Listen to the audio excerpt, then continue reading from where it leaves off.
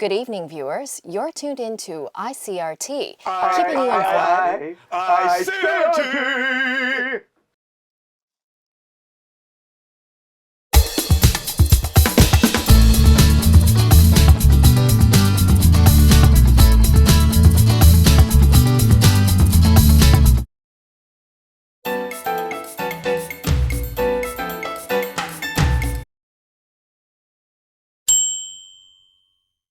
Labour rights groups will be taken to the streets of Taipei tomorrow for the annual Labour Day March. The Labour Day 51 Alliance says participants will be making several demands to the government. Those demands include for the Labour Standards Act to be revised to provide more special leave days for employees and gradually change to allow workers to have 3 days off a week.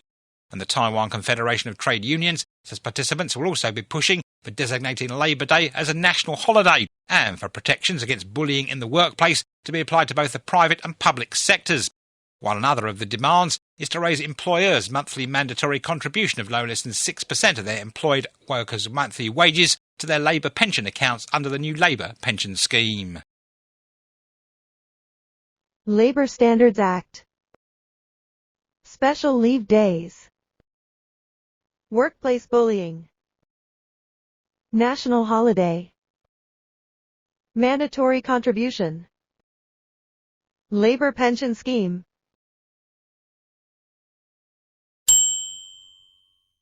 The company that handles TOEFL tests in Taiwan has announced that the TOEFL scholarship for research will be increased to 10,000 NT from 8,000 this year. Zhongxin Company said today that the TOEFL ITP Higher Education Scholarship has helped nearly 100 outstanding young individuals gain international academic experience since its launch.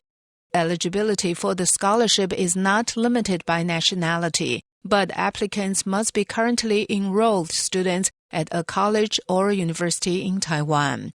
This year, a total of 40 scholarships will be awarded.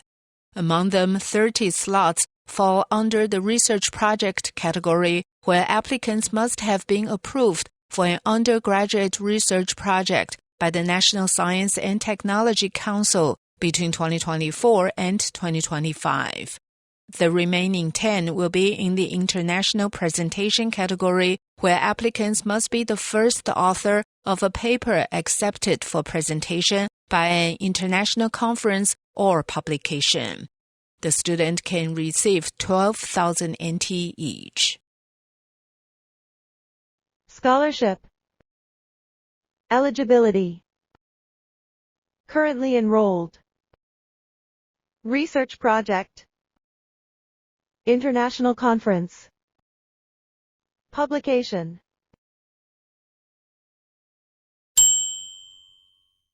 Monthly surveys of Chinese factory managers shows export orders slowed in April as higher tariffs on U.S. imports began to kick in. China and the U.S. appear to remain at stark odds after U.S. President Trump ordered combined tariffs of up to 145% on Chinese goods. China has imposed duties of up to 125% on U.S. products, with some exemptions. Data released Wednesday showed the official Manufacturing Purchasing Managers Index fell to a 16-month low of 49.0 from 50.5 in March. That's on a scale where 50 marks the break between expansion and contraction. A private survey by the financial information group Caixin fell to 50.4 from 51.2. Tariff. Exemption. Index. Contraction. Expansion. Standstill.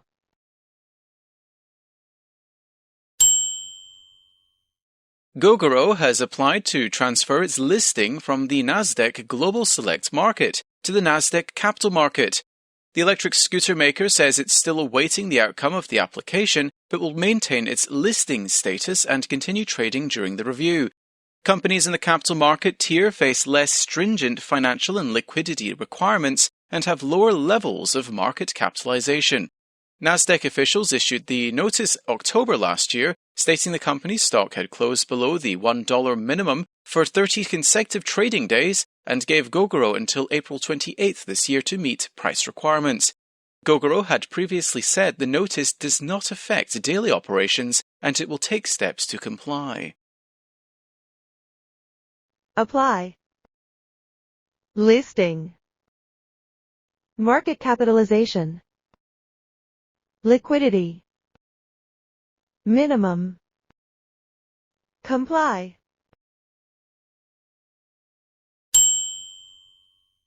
Premier Jurong ties slamming plans by the KMT to push for a motion in the Legislative Yuan to launch a recall against President Lai Ching-te starting from May the 20th.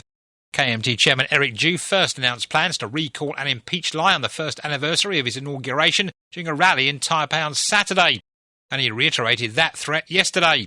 But according to the Premier, there are clear provisions in the Constitution in regard to recall motion against the President and Vice President, and he's suggesting that those making such calls read the Constitution carefully before expressing any opinions about the matter.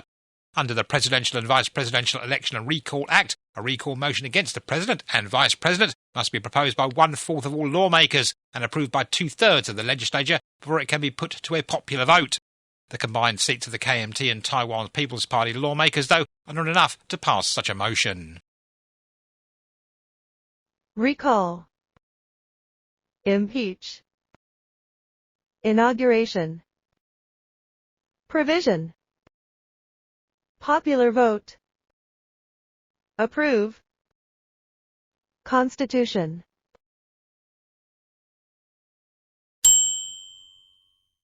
The Kremlin has declared a 72-hour ceasefire in Ukraine next week as Russia marks Victory Day in World War II. Russian President Vladimir Putin has ordered the truce to run from the start of May 8th and last through the end of May 10th to mark Moscow's defeat of Nazi Germany in 1945. Kyiv insisted on a longer and immediate truce. The move comes as U.S. President Trump scaled up efforts to broker a peace deal in Ukraine. Until now, Putin has refused to accept a complete unconditional ceasefire, linking it to a halt in Western arms supplies to Ukraine and Kyiv's mobilization efforts. Ceasefire. Truce. Victory Day. Broker. Unconditional. Mobilization. Arms supplies.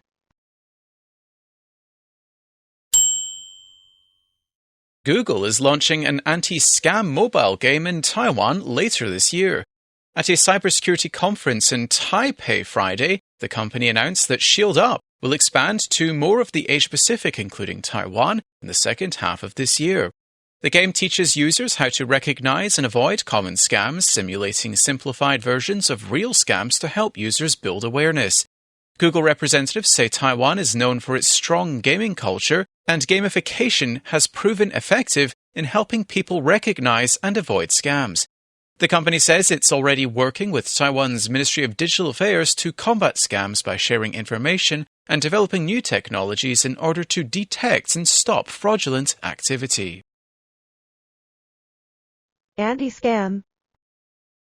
Cybersecurity. Gamification. Awareness. Fraudulent. Detect.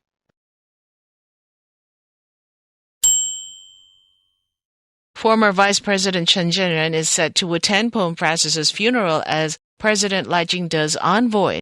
Now, before he departed last night, Chen said Lai had instructed him to pay his respects and to communicate the hope the Pope's spirit would bless enduring Taiwan-Vatican ties, global peace, and the sustainability of the planet. Chen is being accompanied by his wife, Luo Fengping. The Ministry of Foreign Affairs earlier said the appointment of Chen was the result of discussions between Taipei and the Holy See. Neither the Foreign Ministry nor the Presidential Office have elaborated on why Lai is not attending the event in person, but Deputy Foreign Minister Francois Wu has instead told reporters that Chen was the best choice under the current circumstances, citing the former vice president's personal ties with the late Pope. Pay one's respects. Enduring. Sustainability. Envoy. Elaborate on. Under the current circumstances.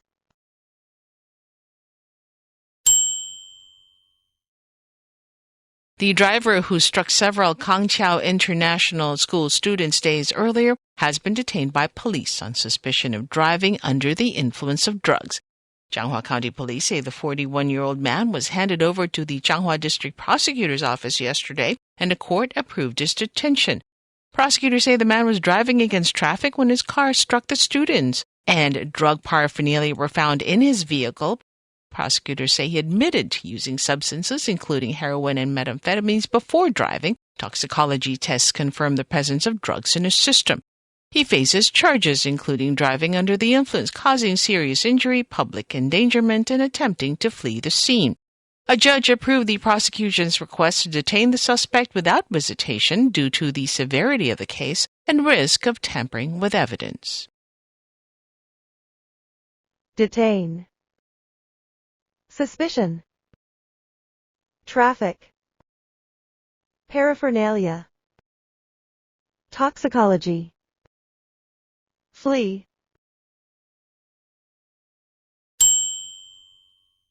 The famous blue tears have appeared in the waters around the outlying Mazu Islands. Vibrant blue glowing waves were seen along the coast this week. This natural light show, caused by tiny sea creatures that emit a blue glow when disturbed, happens from April to September. The best time to see it is usually now until June. Lianjiang County authorities are offering night tours for people who want to see the blue tears. The tours run from tomorrow until May 31st and cost a small fee and include a guide and transportation. Experts say the best viewing is late at night when the water is clear and calm. Vibrant. Glow. Emit. Disturb. Phenomenon. Authorities. Calm.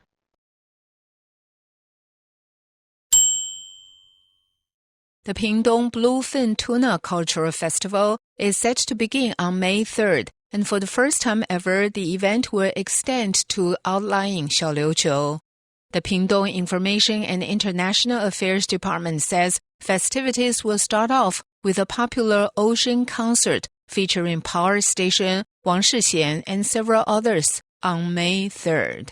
2 weeks later, organizers will stage another live concert on Xiaoliuqiu featuring renowned Taiwanese singers Henry Xu, Huang Fei, and Yang Xiuhui, with the evening culminating in a fireworks show. There will be a grand tuna market, gourmet banquets, and tourism programs as well for visitors to enjoy. Among them, the highly anticipated gourmet promotion banquet, which sells out almost instantly each year, will take place on June 7th in front of Donglong Temple Plaza. The banquet will feature 10 exquisite dishes made with fresh local ingredients such as bluefin tuna and sakura shrimp. Only 100 tables are available, each priced at 5,980 NT, with registration opening at noontime on May 7th. The Grand Tuna Market, on the other hand, will be held at the Dapeng Bay International Leisure Zone on June 14th and 15th. The Pingdong Bluefin Tuna Cultural Festival runs from May 3rd to July 6th. Bluefin Tuna Festival. Culminating. Gourmet. Banquet. Exquisite. Registration.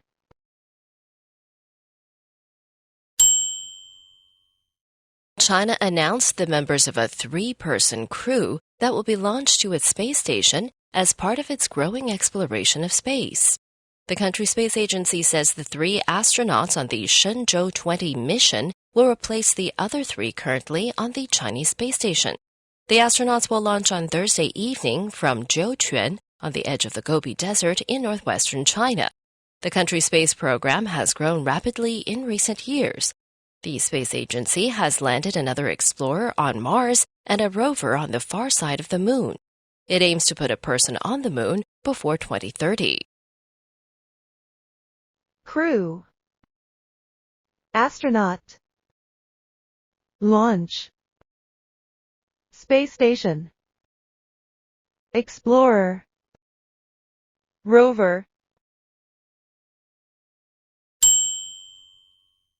Harvard University says it is suing the Trump administration to halt a freeze on more than $2.2 billion in grants.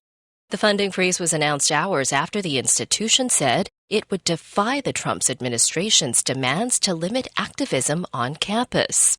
The Trump administration had recently called in a letter to Harvard for broad government and leadership reforms at the university, as well as changes to its admissions policies. It also demanded that the university audit views of diversity on campus and stop recognizing some student clubs. Harvard President Alan Garber says the university would not bend to the government's demands. Sue, freeze, defy, demands, admissions, audit.